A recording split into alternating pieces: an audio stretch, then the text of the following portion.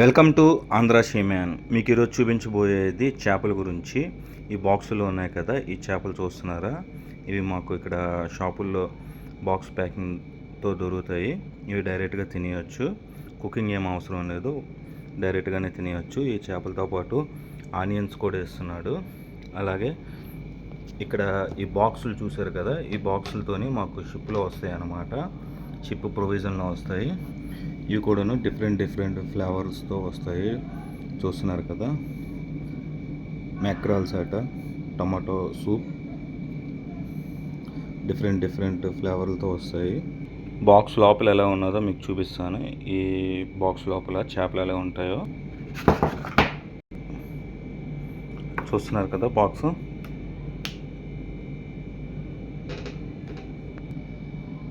చూస్తున్నారు కదా, బాక్స్ లోపల ఎలా చేపలు ఉన్నాయో.